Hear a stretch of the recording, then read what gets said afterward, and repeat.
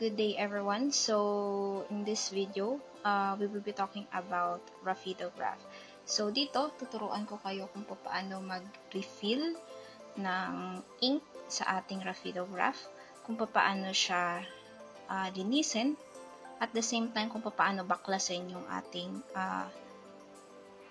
tech pen. So before that, ang mga kailangan nating syempre material for this video, syempre nandiyan yung ating Rapidograph. So dito we have 3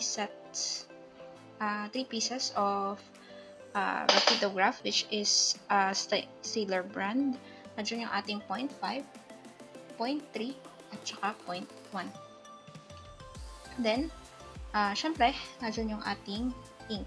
So hindi pwede mawala yung ink natin kasi hindi titinta yung ating pen if wala nito. At the same time, ang isang kailangan pa natin is oil. So, bakit nga ba natin kailangan ng oil? Syempre, kapag tayo maglalagay ng ink para mas maging fluid yung dating dun sa ating pen. At saka para in case na, let's say, wait. So, una, open natin para mas makita nyo. So, set aside muna natin yung dalawang pen natin. At saka yung ating ink. So, i-open natin tong unang tech pen, no? So, ito yung 0.5. Kung mapapansin nyo, pag in-open natin siya. So, ito nga ganito pag-open yun. Diyan lang sa baba. Then, ito yung cap. So, kumbaga, ito case lang yan. Ito talaga yung pin-actual pen. Then, dito sa part na ito, yan. Natatanggal niya kasi yan eh. Dito nyo siya re-refillan ng ink. So, una, kaya natin lalagyan ng oil para mas in case na matuyuan yung ating tech pen, hindi siya mag-i-stuck dun sa ating tech pen. Kumbaga, mas madali siyang tanggalin. Yun, so una, lalagyan. Tsaka at the same time, dito kasi sa part nito yan, may konti na siyang ink, nalagyan ko siya before, pero barado kasi. So, gagawin natin, lilinisin natin ito mamaya. Ayan, so, ang gagawin natin is, una, lalagyan nyo muna ng konting drop. Yan, ano. Yan. Lalagyan nyo ng drop. Let's say 2 drops ng oil. Then, after nyo malagyan ng oil, lalagyan nyo naman siya ngayon ng ink. So, hindi ko nalalagyan kasi tatanggalin ko rin mamaya, sayang naman yung ink. Pero, unang bubuksan nyo lang to. Yan. Kaya tayo. Then, i-pour nyo lang to pag ganun. Then, after malagyan, close na lang ang lid. Ayan. Then, ibabalik nyo to. Once na ibabalik nyo, ayan. Saraduhan. Then, itatry nyo syempre kung natinta. Pero sa akin kasing case, hindi siya titinta kasi nga barado tong aking tech pen. Tagal na kasi siyang hindi nagagamit. Parang more than ilang bang years? 8 years na siguro. Ayan. Pero, try nyo lang na ganun. Pag tuminta, then that's good. Pag hindi, barado yung inyong tech pen. So, yan. So, ganun yung unang, natin, lesson para dito. It's yung pag-refill. Ganun lang kasimple yung pag-refill natin. Ngayon, when it comes naman sa paglilinis, dun masyadong makalikot or madaming gawain. So, una, kailangan nyo ng, syempre, kailangan nyo ng isang container. At the same time, ang isa pa natin kailangan is hot water. So, bakit ba natin kailangan ng hot water? Kasi, ang ink kasi pag natutuyo yan, mahirap na masyadong tanggalin. So, kailangan nating bandian yung ating tech pen para mas madali siyang, kumbaga matunaw or malusaw yung ink. Para mas madaling matanggal dun sa ating tech pen. So, yan, ito yung ating So, meron ako dito mainit na tubig, bandian natin. Hopefully, hindi matunaw yung ating kasi plastic yung aking container. Yan. So, lagyan nyo muna siya ng mainit na tubig. Yan. Then, kung mapapansin nyo, so, ito yung kaninang baradong tech pen natin, yung 0.5. Yung magdumi na kamay ko. So, yan. Open natin ulit. So, mapapansin nyo, pag binaklas natin, wait lang. Yan. Tapos, tatanggalin ulit natin yung case. mapapansin nyo yung shape nito. More on hexagon ba yun? Yung 6 sides, yan. Yung ating, hindi masyadong kita. Hindi mag-focus. So, na-hexagon shape siya eh. So, mapapansin nyo dito sa dulo ng ating case, meron din siyang hexagon shape.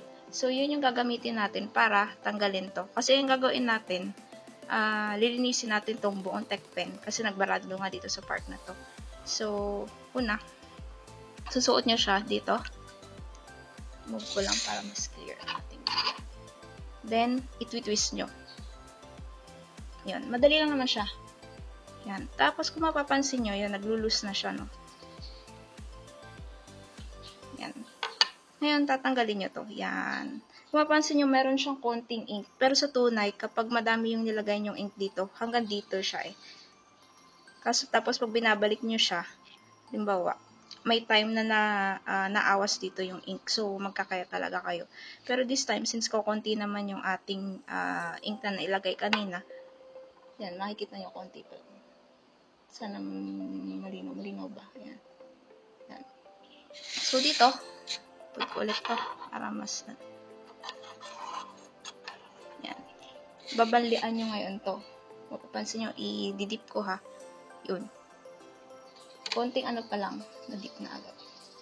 Actually, mas maganda if before nyo itubog siya is anuhan nyo muna siya sa isang running water para ma-lessen yung ink natin, para hindi siya ganun ka-ink masyado. Same goes with dito sa ating tawag dito, itong case na atin. Yan. So, kailangan i-dip nyo din to kasi nagka-ink din tong loob eh. Yan. Kung mapapansin nyo, kumakayat yung ink. So, parang pusit ang ano niyan eh, na itsura. Yung ink ng pusit. So, mainit ang konti. Wala akong pangkuha. Try ko na lang to.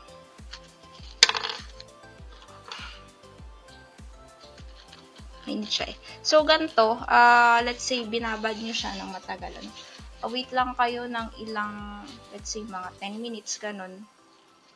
Bago nyo alwasin. Kasi, syempre, kung let's say, hindi na malamig yung, hindi na mainit yung tubig nyo, palitan nyo na lang ulit. So, ilang trial yun hanggat sa mawala yung ink sa kakatubog nyo.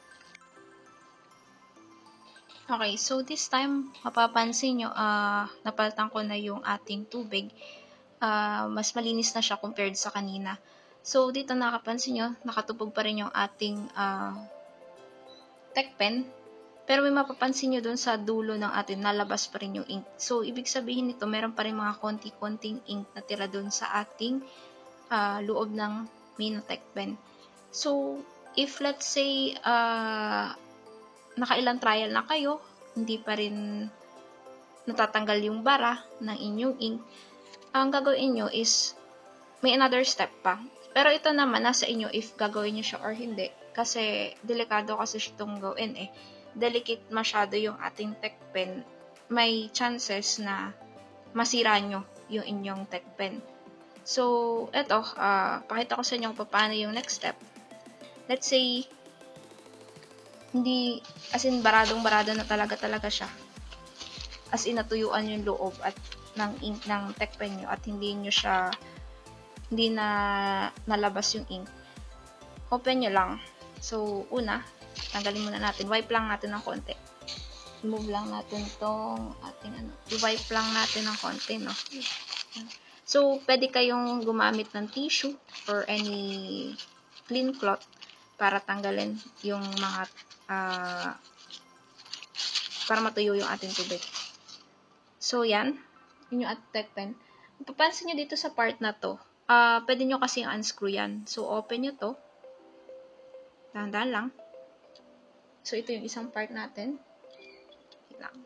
Then, ito, may mapapansin nyo. Ito kasi yung pinaka-delicate part ng ating tech pen. So, dito, dahan-dahan yung hihilahin. Yan. This time kasi, nakailang tubog na kasi tayo. So, natanggal ko na yung ink niya sa loob.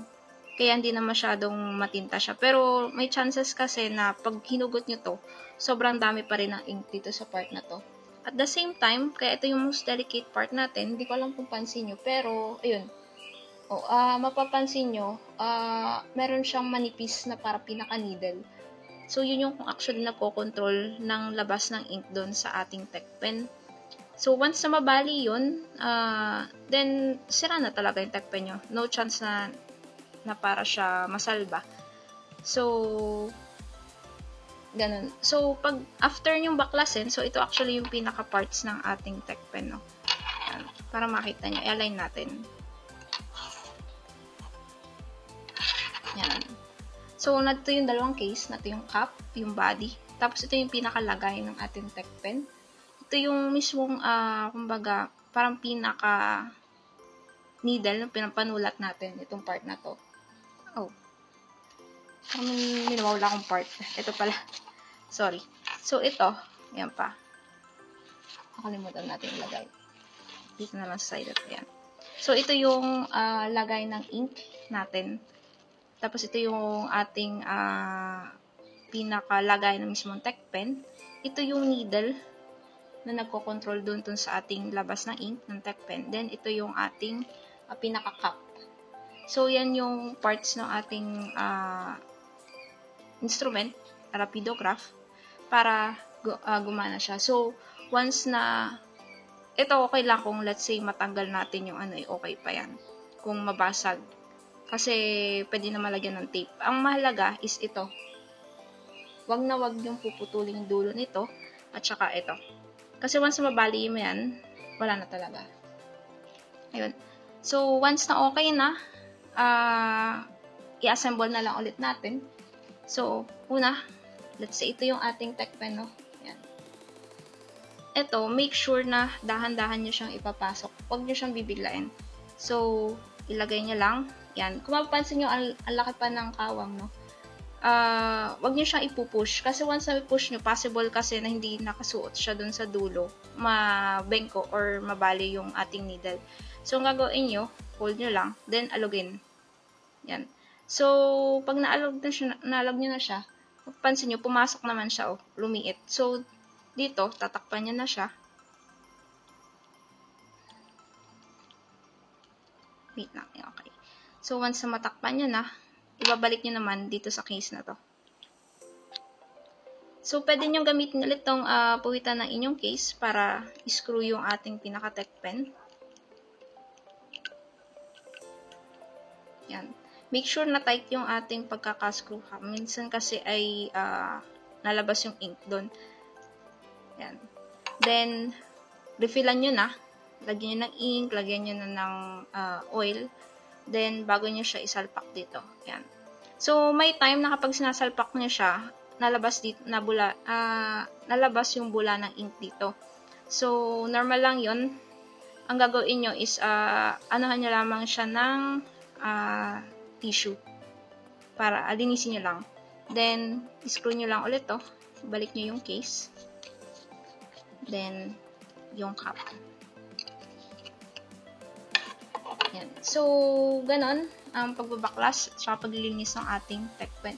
Hopefully, magamit nyo siya. At the same time, ingatan yung tech pen. No? So, nasa inyo if gusto nyo siyang baklasin hanggang pinakadulo. Pero yung kasi yung way na ginagamit ko para mas malinis natin maayos yung ating tech pen. Kasi ang itong kasing tech pen natin, sobrang mahal niya. So, kailangan nating ingat-ingatan. So, yun. Papakita ko lang. Actually, ito is yung isang tech pen ko. Ito actually yung pinakamanipis eh. Kung gusto nyo baklasin natin. Actually, 0.1 yung, papansin nyo, iba yung kulay nyo. Violet to, purple. Tapos ito, red. Kasi nangyari, nabali yung aking 0.1 before and wala akong tawag doon, pamalit. So, ang nangyari naman dyan, nakakabili lang ng ito lang mismo. Tanggalin natin. Let's see, nabali yung inyong tech pen. Nakakabili naman ng ito lang mismo. Itong, yan. Mas mura kasi ang tatamaan nyo kung ito lang ang bibilhin nyo. Compared yung isang buong complete set. Yun nga lang, pricey pa rin, pero at least mas makakamura kayo. Ito, kaya 0.2 yung aking binili, imbis na 0.1. Mas prone kasi mabali yung 0.1 kaysa 0.2. Kaya ito yung ginamit ko. So, same procedure. Kung gusto nyong, yan o, open nyo lang to. Wait lang. Open nyo lang. Then, hihilahin nyo. Yan. So, kung mapapansin nyo, nagpatak na nga to eh. Kaya ganito yung itsura. Kita ba? Yan. Latag tayo na ano para mas kita. Hindi ko lang kung pansin nyo. Actually, mas manipis kasi yung ano nito. Hindi mas nagpo-focus yung ano. Mas manipis yung pinaka needle nito.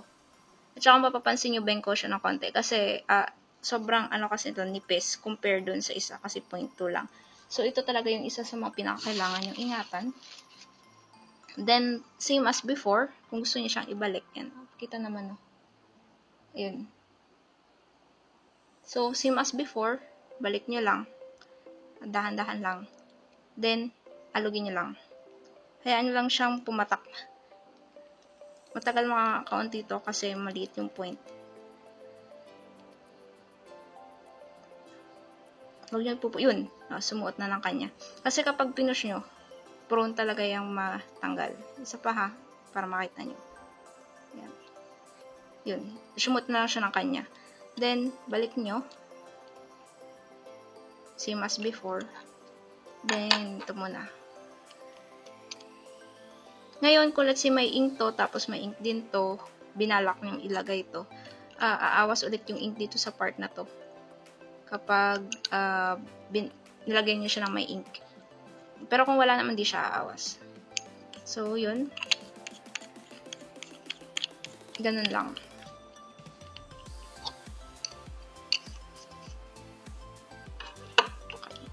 So, yun yung ating paglilinis ng tech pen. Again, nasa inyo if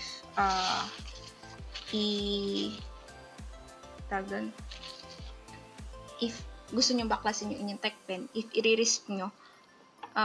Pero syempre, yun is if walang-wala na talaga kayong choice. If let's say naman konting barado lang siya, hindi nyo talaga lilinisin ng tech pen, pwede naman na gawin nyo, let's say kung ito yung mainit na tubig, open nyo lang to. Then, i-dip nyo lang. May chances na lalabas yung ink dun. Pero since wala tong ink, hindi siya lalabas, no? Pero i-dip nyo lang siya sa maligamgam na tubig at lalabas yung ink. Para malaman nyo lang if barado pa siya or hindi. Yan. Yan. So, yun yung sa ating tech pen.